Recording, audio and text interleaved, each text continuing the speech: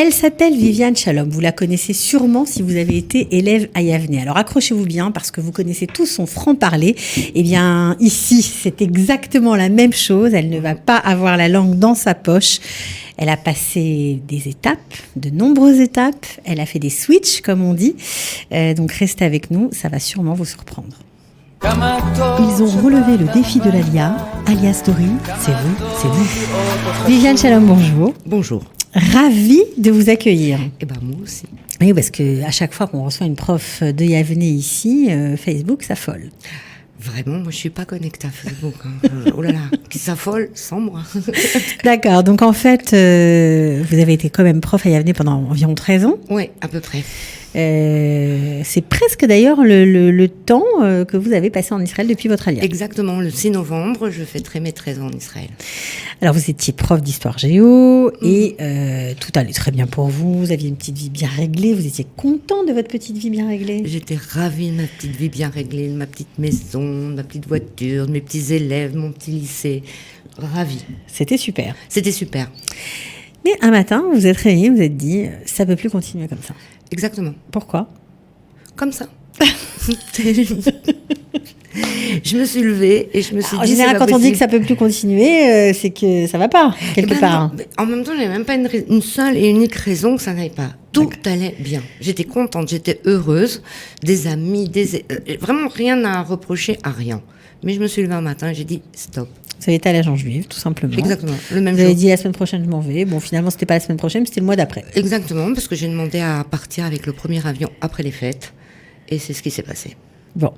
Alors, vous arrivez en Israël, vous ne parlez pas un mot d'hébreu. Non, et j'avais surtout rien préparé. Si, vous saviez où vous alliez atterrir à cause de l'Ulpan. Exactement, c'est la seule chose pour laquelle je m'étais renseignée avant. D'accord. Parce que je voulais absolument apprendre l'hébreu, je pensais que ça allait être simple. Et je voulais un bon Ulpan. Donc on m'a donné le nom d'un Ulpan. Et j'ai décidé que j'habiterais à Netanya à cause ou grâce à l'Ulpan Akiba, qui n'existe plus aujourd'hui. Non, qui a été fermé. Alors vous arrivez en Kita Aleph et vous finissez, vous faites tous les niveaux. Tous les niveaux, sans aucune exception. Tous. De Aleph, Aleph plus, Bet plus, tous, jusqu'à la dite classe universitaire. Donc après Dalet, quand même, bravo. Dalet plus. D'accord, donc vous finissez l'Ulpan, vous pensez que vous êtes au point. Quand j'ai fini l'Ulpan, j'étais trop fière de moi. Je me suis dit, t'es la meilleure du monde, t'as fait toutes les classes, t'as pas échoué une seule fois, t'as passé tous les examens, ça y est, t'es bilingue. Bon, alors, qu'est-ce que vous faisiez pendant l'Ulpan? Est-ce que vous travailliez? Ben oui, parce que c'est bien d'avoir des coups de tête et de se dire ouais, on y va. Il faut gagner sa vie quand même. Il faut gagner sa vie. Vous êtes monté sans économie du coup. À 0 francs. Eh ben voilà. Enfin 0 0 shekel ou 0 euros, ce que vous voulez. Pas d'argent quoi. Non. En même temps, je suis un peu cigale de toutes les façons, mais alors a fortiori là. Donc une fois ici, il a bien fallu quand même un petit peu travailler, payer son appart, un petit peu manger en passant par-ci par-là. Et donc ce que je faisais, c'est que le matin j'étais à l'Ulpan. Toute la matinée, je rentrais à la maison et à partir de 4h, je reprenais un autobus pour aller travailler à l'usine.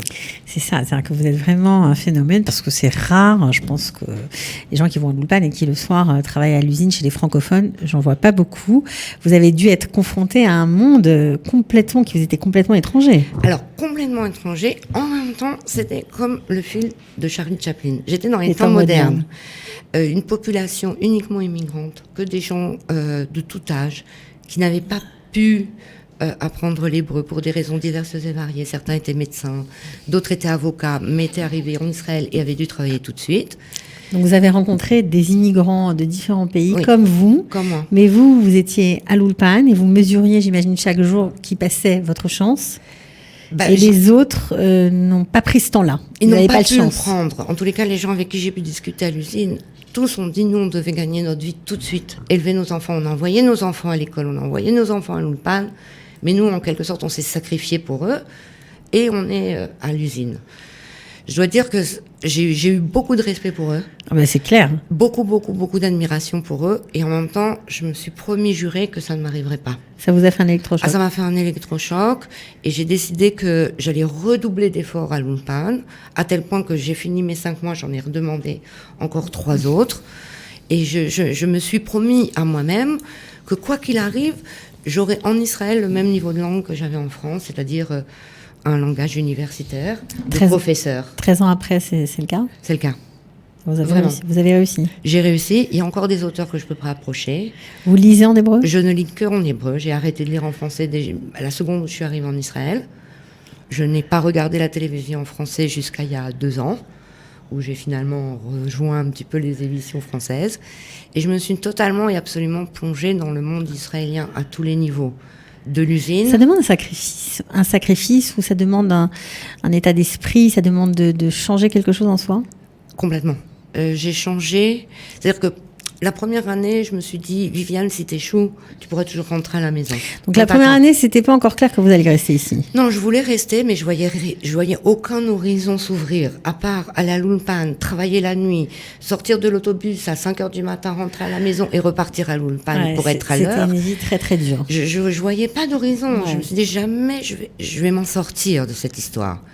Donc pendant 1 an, j'ai tergiversé, je reste, je rentre. Quand j'ai eu terminé l'Ulpan, grâce à tous ces gens que j'ai rencontrés à l'usine, j'ai décidé de faire des études ici. Ça m'a beaucoup aidé en hébreu. Oui, parce que vous avez fait des études en hébreu, des études uniquement avec des Israéliens. À Yad Vashem pour devenir guide. Exact. Parce que c'était une histoire qui vous touchait. Qui m'intéressait, qui m'emportait personnellement, historiquement parlant aussi. Et j'ai fait là-bas 1 année. Et là, j'ai décidé que je fermais, désolée pour l'expression, mais que je pouvais plus être entre 2 mondes. Il fallait que définitivement je choisisse où je voulais être, en France ou en Israël. J'ai décidé de fermer la porte de la France.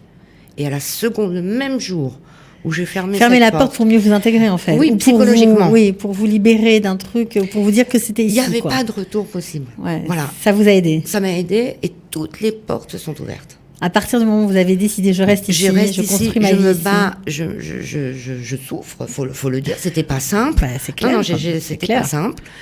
Financier, à tous les niveaux, c'était pas simple. J'ai gardé mes amis. Quand je dis fermer la porte, c'est pas que j'ai claqué la porte. Non, mais vous de avez. Colère. Mais dans ma tête, c'était terminé. Je ne pouvais plus rentrer.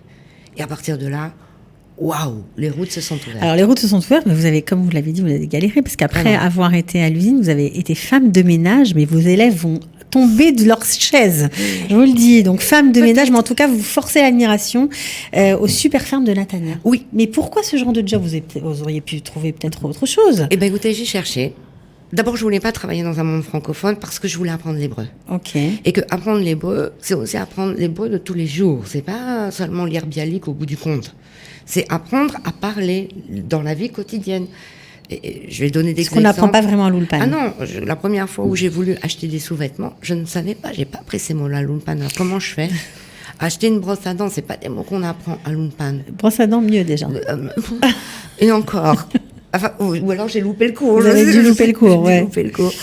Non, je pense pas que mes élèves, mes anciens élèves de Yavne tombent de l'armoire en entendant ça, parce que j'ai toujours dit d'abord qu'il fallait faire ce qu'on aimait, que pour arriver à ses fins, il n'y a pas de sous-métier.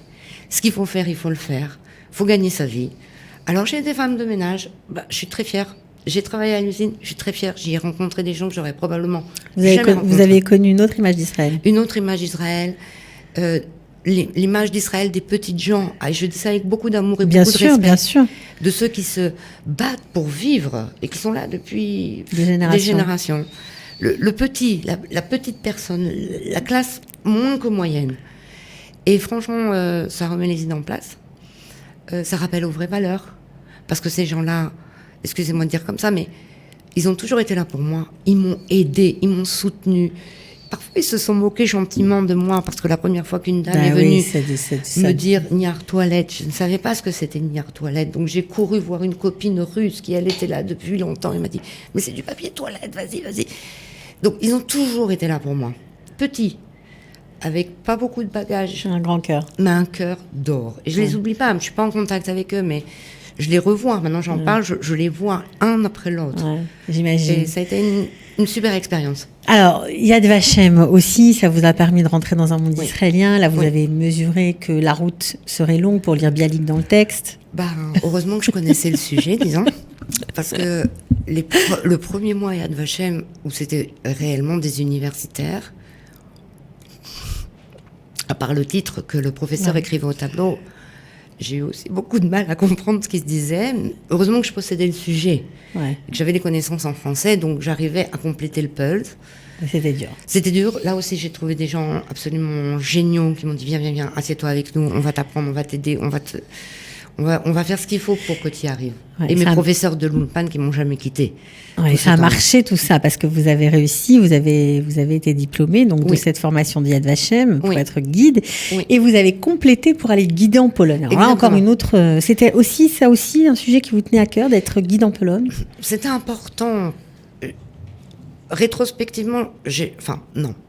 À l'époque déjà, je disais que rien n'oblige personne à aller en Pologne. Les voyages en Pologne, c'est pas une obligation. Si ça doit se faire, je pense qu'il faut que ça se fasse en groupe. Mais c'est seulement mon avis. Et je voulais guider là-bas, je voulais aller sur ces lieux-là, je voulais transmettre aux jeunes générations. J'ai eu aussi, au travers de ces différents guidages, la possibilité de rencontrer des survivants. La part d'entre eux nous ont quittés les années qui viennent de passer. Et c'était important d'être sur place, parce qu'il y a un musée, et puis il y a une pseudo-réalité, parce que les camps d'aujourd'hui, quand on les visite, ne ressemblent en aucun cas à ce qu'ils ont pu être. Mais c'est une autre chose encore. C'est une expérience autre que d'entrer dans un musée, même si le musée de Yad Vashem est un musée exemplaire sur le sujet et fait d'une manière pédagogique et historique. Je n'ai pas de mots pour le complimenter. Mais la Pologne, c'est encore autre chose. Et cette ambivalence de vers, de fleuves, de paysages souriants, et chaque arbre cache quelque chose de terrifiant.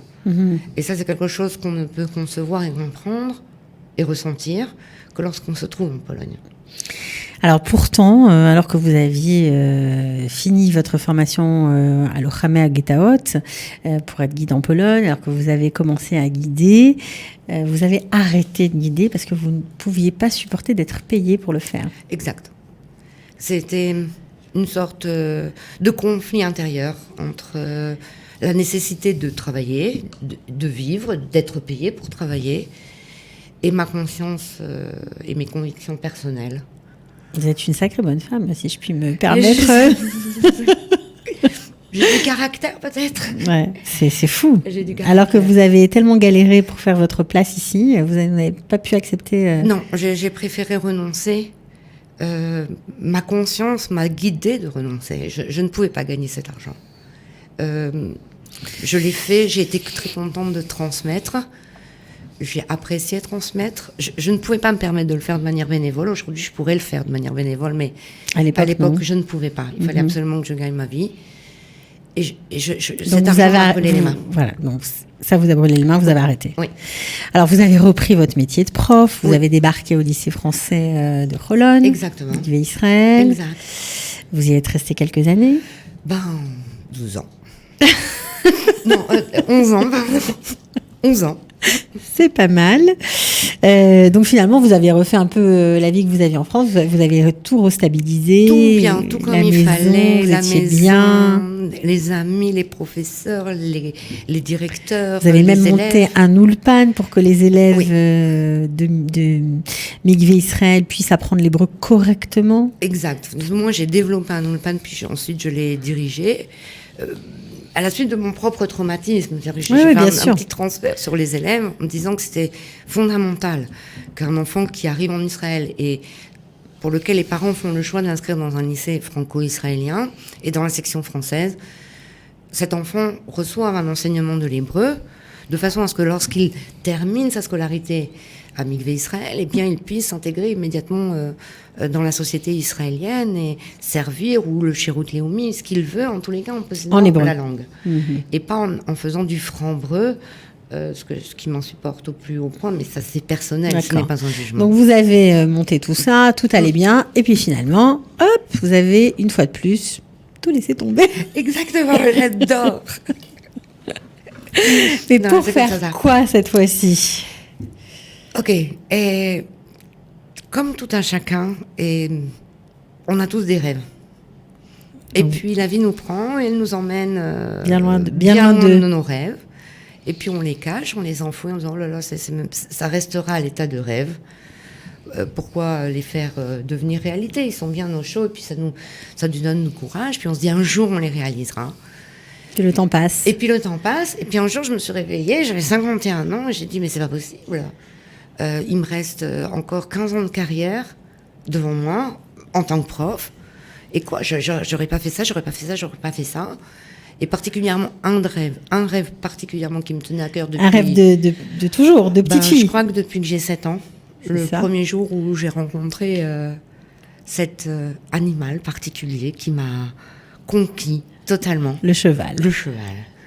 Et j'ai fait longtemps de l'équitation, puis ensuite j'ai arrêté, enfin bon, bref. Et je me suis dit, c'est le moment ou jamais, ma grande, parce que si tu le fais pas maintenant...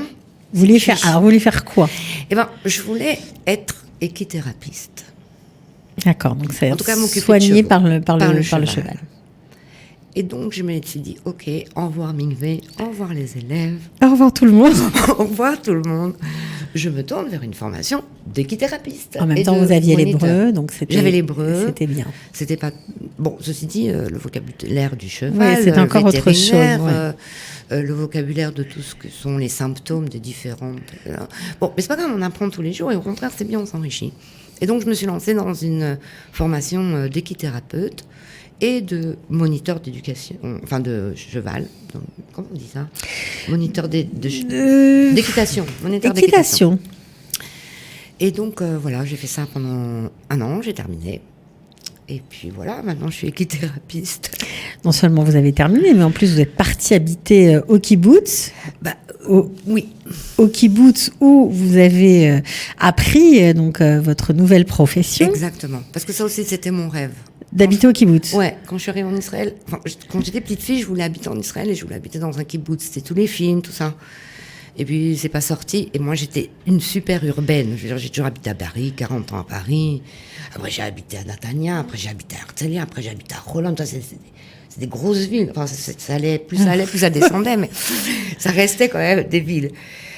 Et je dis stop à ça aussi. Et je suis installée dans mon kibbutz. Donc, où il y a mon... C'est un kibbutz à côté de Rosh Haïn. Exact, qui s'appelle Narshonim. C'est un endroit fabuleux. Ouais. Où seul le silence règne, où on a le sentiment d'habiter chez la nature. Je sais qu'on ne dit pas comme ça en français, mais j'habite chez les animaux, c'est pas l'inverse. Ouais. J'habite au milieu des oiseaux. Vous avez changé complètement votre vie, quoi. Complètement. C'est maintenant que vous êtes vraiment israélienne? Oui. Là, totalement. Vous êtes israélienne. Maintenant, je le suis. On me reconnaît comme telle. De temps en temps, on me dit, mais pourquoi tu as un accent? C'est quoi ton accent? Donc, je ne renie pas d'où vous venez, d'où je viens, mais j'ai rempli toutes les cases qui me manquaient au niveau culturel, et c'est bon. Bah oui, donc vous êtes maintenant vous occupez des chevaux et vous les éduquez, comme vous dites. Vous ne les dressez pas, vous les éduquez. Je déteste le mot dresser. D'accord. Je le déteste. Donc, mon travail se partage en deux. Le matin, à partir de 6h30, j'arrive au centre équestre, je fais la visite de tout le monde, savoir si tout le monde est en forme. Si l'un est malade, je lui fais une petite piqûre. Okay. Je les nourris. Et ensuite, je les éduque à répondre aux consignes qui nous sont indispensables en équithérapie, essentiellement avec la voix. Donc, c'est un entraînement de tous les jours. C'est comme des sportifs de haut niveau. Ils ont besoin qu'on leur de s'entraîner tous les jours au rappel de la voix. Donc, un clic, le cheval doit faire une certaine chose. 2 clics, il doit faire une autre chose, etc. Donc, je passe 2 heures comme ça avec mes 21 chevaux. Alors, et l'après-midi Et l'après-midi, je reçois mes enfants, mes adolescents qui viennent. Donc c'est plus la professeure, mais là vous vous adressez plus à l'élève, mais vous adressez vraiment aux enfants, à leurs âmes. Exact. Quand j'étais professeure, c'était une chose qui me manquait beaucoup. J'ai toujours été très intéressée par l'humain, en particulier chez les jeunes, qui n'ont pas toujours la possibilité de dire ce pourquoi ils vont bien ou ce pourquoi ils vont moins bien. Et en tant que professeur, on est toujours pris entre 2 mondes, entre 2 classes, etc. Et ça fait partie de ma décision d'arrêter l'enseignement. Mmh. Et aujourd'hui, je rencontre l'âme, effectivement, comme vous l'avez très justement dit. Je rencontre l'âme de ceux qui viennent à moi. Et c'est merveilleux.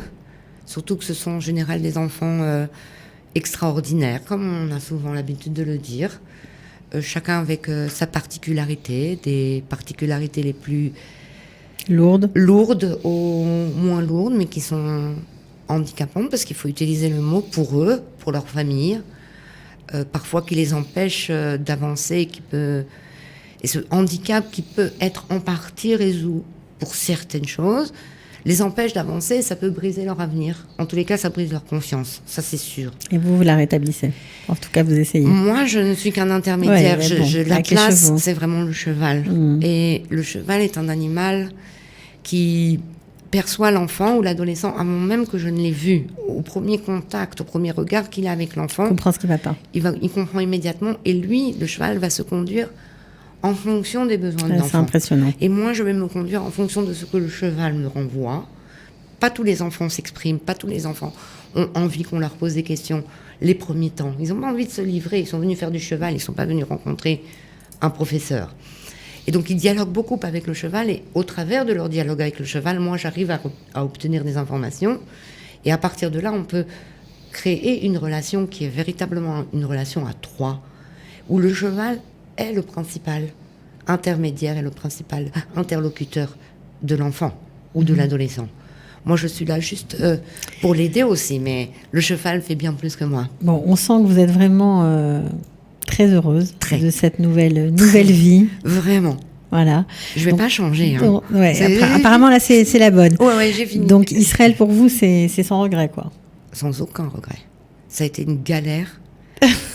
Non, faut le dire. Parce oui, vous pouvez le dire, vous avez le droit. Là. Je veux dire, parfois, en tout cas moi, avant de venir, je me disais, c'est le pays des vacances, tout va aller. Pourquoi je suis pas une idiote, je vais y aller, je vais y arriver. 3 mois, je parle l'hébreu, je retrouve mon boulot, je retrouve ma place.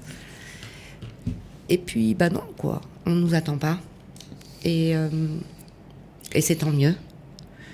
Et à la seconde où, oui, on souhaite entrer dans la vie israélienne comme Israélien et entièrement comme Israélien, les bras nous sont ouverts. Tous les Israéliens sont prêts à nous aider. Combien de fois ils m'ont corrigé sur mon hébreu au début, j'étais vachement vexée. Et que tout ce que j'ai étudié, ils continuent de me corriger. J'ai envie de dire que c'était ma mentalité française. On ne reprend pas quelqu'un qui fait une faute en France. Non, ou très peu. Il faut garder son quant à soi. Jusqu'au moment où je me dis, mais en fait, ils veulent juste m'aider. Et à partir de là, j'ai été en demande. On m'a accueilli, les maisons se sont ouvertes. J'ai une famille d'adoption ici. Et pas qu'une, mais disons, j'en ai une vraiment. J'ai des amis. Ça n'a pas été simple, ça n'a pas été rose. Mais je l'ai voulu. Et je l'ai eu. Vous l'avez bien mérité. Je l'ai mérité. J'ai toujours pensé que je vaux ce que je veux. Comme disait Marie Curie, c'est pas moi. Et je me suis tenue à cette phrase. Et aujourd'hui, je vaux ce que je veux. J'ai voulu être israélienne. Je vais la reprendre, cette phrase. Elle est très belle. Je vaux ce que je veux. Pour tous ceux qui nous écoutent, voilà, si vous le voulez, apparemment, c'est possible. Il faut s'accrocher. Mais en tout cas, c'est sans regret pour Viviane. Sans aucun regret. Vraiment sans aucun regret. Vous auriez dû le faire avant ? Clairement. J'aurais dû le faire il y a 30 ans, quand j'étais jeune. Jeune, pour les cas. Au sortir du bac. Mais non, à ce moment-là, j'étais pas prête. Vous aviez peur.